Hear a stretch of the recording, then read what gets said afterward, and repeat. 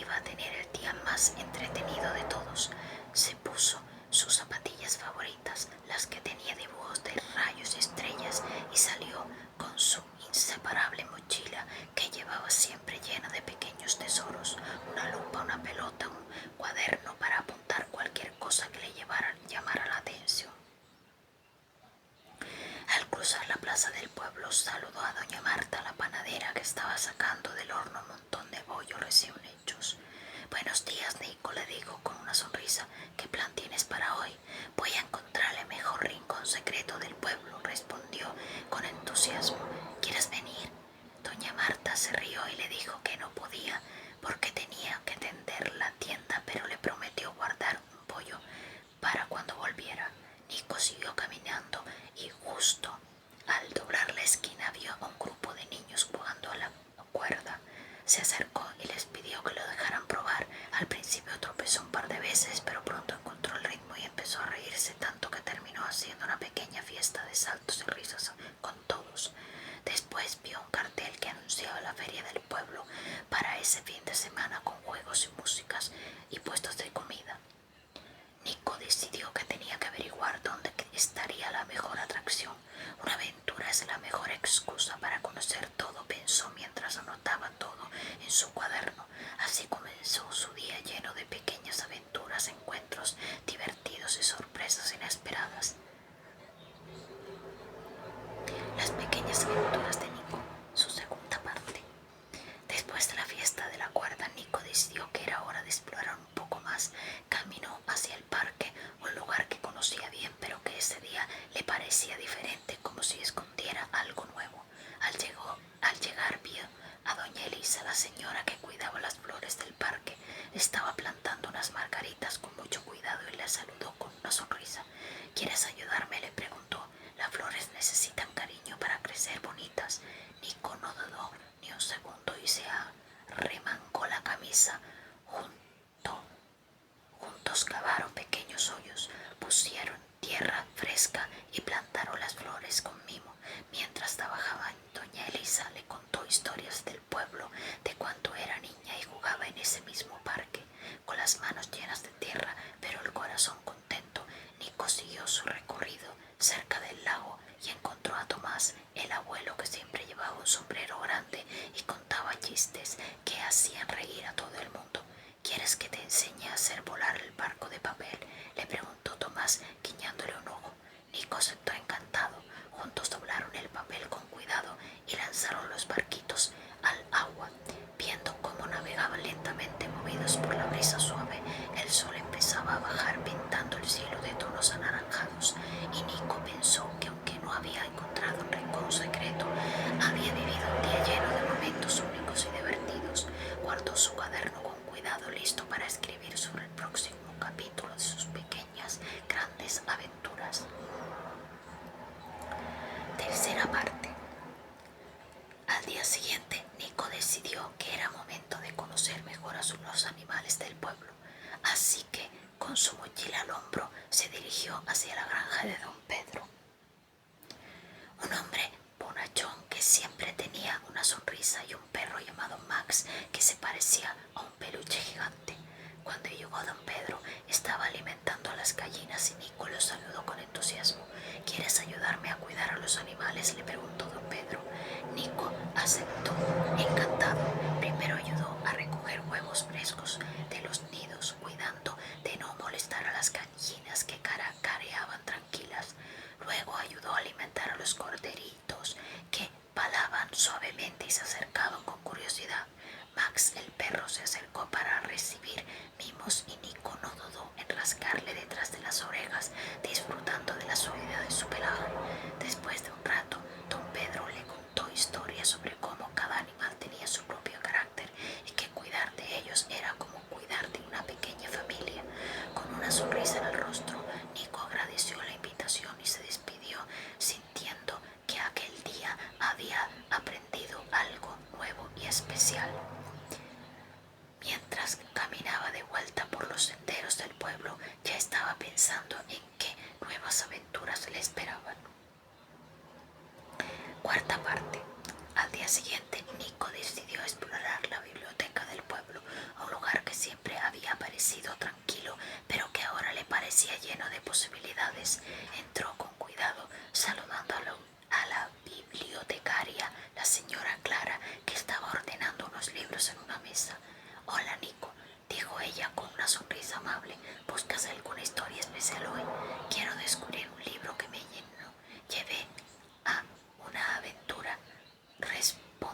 Que me lleve a una aventura», respondió Nico con entusiasmo. La señora Clara le mostró varios libros de viaje, exploradores y cuentos de lugares lejanos. Nico eligió uno con una cubierta colorida que hablaba de exploradores que cruzaban montañas y selvas. Se sentó en un rincón acogedor y comenzó a leer. Mientras leía, se imaginaba a sí mismo cruzando ríos caudalosos y conociendo animales exóticos. La biblioteca se convirtió en su portal a mundos desconocidos donde su imaginación podía volar. De vez en cuando Nico levantaba la vista para mirar por la ventana y ver cómo el sol iluminaba las calles del pueblo, recordándole que las aventuras también pueden estar cerca, en cada rincón. Cuando cerró el libro, sintió una mezcla de emoción y tranquilidad. Sabía que la verdadera aventura estaba por descubrir, aprender y soñar, sin importar dónde estuviera. Quinta parte. Después de la biblioteca, Nico decidió que quería hacer algo diferente, aprender a cocinar un plato típico del pueblo. Así que fue a la casa de la tía Rosa, famosa por sus recetas deliciosas y su risa contagiosa. «Hola, Nico», dijo la tía Rosa mientras le mostraba un delantal floreado. «Hoy vamos a preparar una tortilla de patatas que te va a encantar». Nico se puso el delantal y comenzó a ayudar, pero las papas, con cuidado, las cortó en rodajas finas y las puso a freír con paciencia. Mientras tanto, la tía Rosa le contaba historias divertidas de su infancia y Nico reía con ganas. Cuando la tortilla estuvo lista, la probaron juntos y Nico sintió que el sabor era una mezcla perfecta de esfuerzo y cariño. Con la barriga llena y una sonrisa grande, Nico agradeció la tarde especial y pensó que las aventuras no siempre están en lugares lejanos, a veces están en compartir momentos simples con personas queridas. Parte 6. Era noche. Antes de dormir, Nico se sentó en su habitación con un cuaderno y un lápiz. Empezó a escribir todo lo que había vivido durante esos días: las risas con los niños, el cuidado de las flores, los animales, las páginas de la biblioteca y la tortilla hecha con la tía Rosa. Mientras escribía, una sensación de calma y alegría le envolvía. Sabía que cada pequeño momento había sido una aventura en sí misma y que el verdadero secreto estaba en disfrutar cada instante con curiosidad y amor. Antes de apagar la luz, Nico miró por la ventana hacia el cielo y estrellado y sonrió, listo para soñar con nuevas aventuras que mañana le esperan.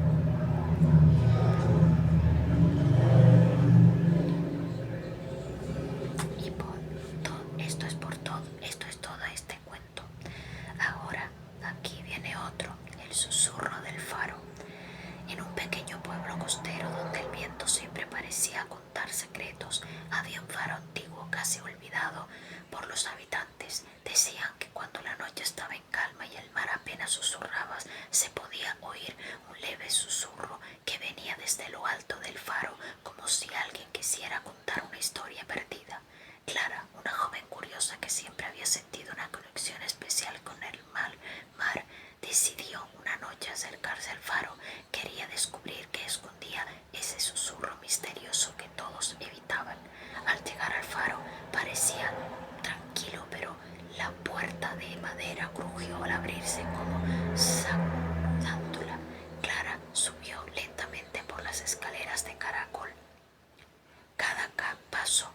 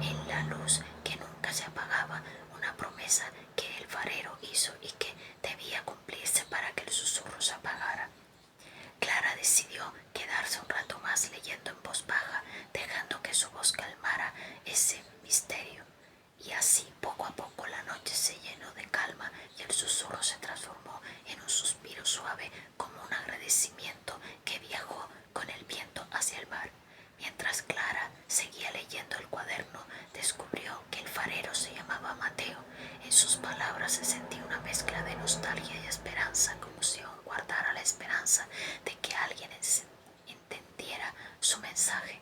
Mateo describía cómo cada noche encendía la luz del faro con cuidado, asegurándose que de su brillo llegara lo más lejos posible. Pero había una noche especial cada año en la que la luz debía tomar un camino diferente, guiando no solo a los barcos, sino también las almas perdidas que navegaban en la oscuridad. Clara se preguntó qué podía significar eso, almas perdidas, cómo podía un faro ayudar a esas almas. La pregunta la llenó de una curiosidad que hacía cosquillas en su pecho.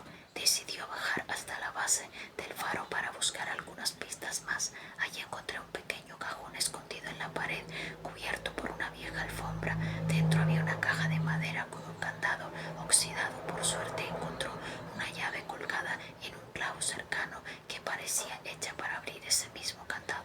Con manos temblorosas abría la caja. Dentro había una serie de objetos, una brújula antigua, una pequeña botella con un mensaje enrollado dentro y un medallón con un dibujo que parecía un sol rodeado de olas.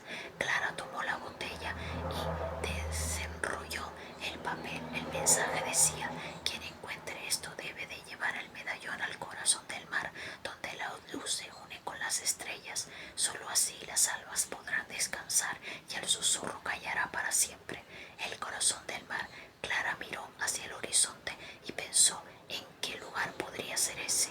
Pero en ese instante una suave brisa la envolvió y una voz, apenas un murmullo, parecía susurrar su nombre. Sabía que esa noche solo era el comienzo y que el misterio del faro tenía muchos secretos por revelar.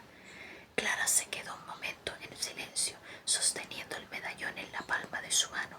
La luz del faro titilaba suavemente, como si latiera al ritmo de su propio corazón. Afuera las olas rompían con calma contra las rocas y el aire estaba impregnado de sal y misterio. Decidió que debía de averiguar dónde estaba ese corazón del mar. No era un lugar común, eso lo tenía claro. Quizás era alguna roca especial, un banco de arena o algún sitio conocido solo por los antiguos marineros.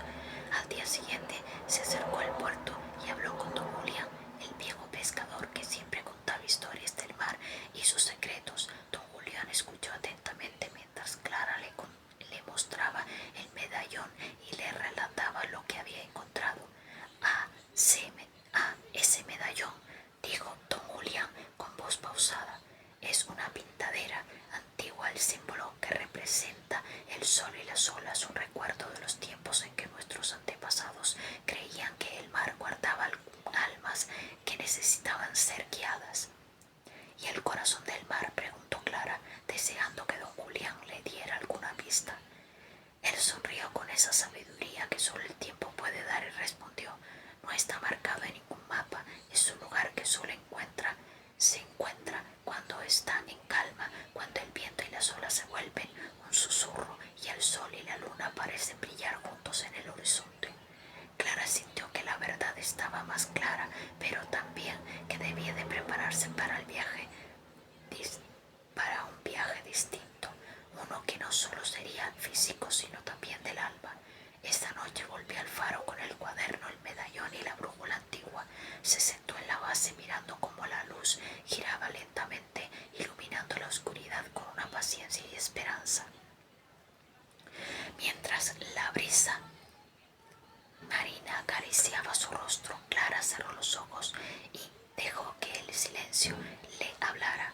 Entonces una vez más escuchó ese susurro suave y claro como una promesa que debía cumplir. Al despertar, Clara sintió una calma extraña, como si la noche hubiera dejado en ella un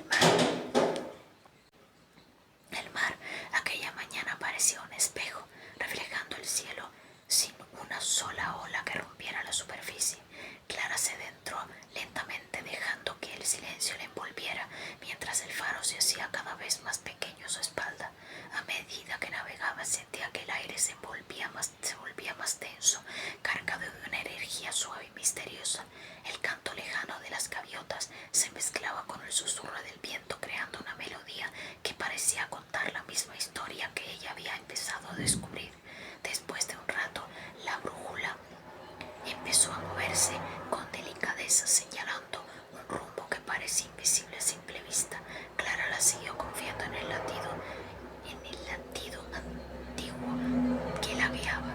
Entonces, en medio de la inmensidad apareció una pequeña isla cubierta de vegetación baja y rodeada de rocas redondeadas, como si la naturaleza misma la hubiera pulido con el tiempo. Clara desembarcó y caminó con cuidado, dejando que sus dedos rozaran las piedras suaves y el musgo que crecía en ellas. En el centro de la isla encontró una piedra grande y lisa, sobre la de que descansaba un pequeño altar hecho con conchas y ramas entrelazadas. Allí colocó el medallón y el cuaderno y sintió como una paz profunda se extendía por todo su cuerpo. Cerró los ojos escuchando el murmullo del mar y el susurro del viento y supo que había llegado al corazón del mar. Por un instante la luz del faro, aunque lejano, pareció mezclarse con el brillo del sol y la calma de la isla, como si los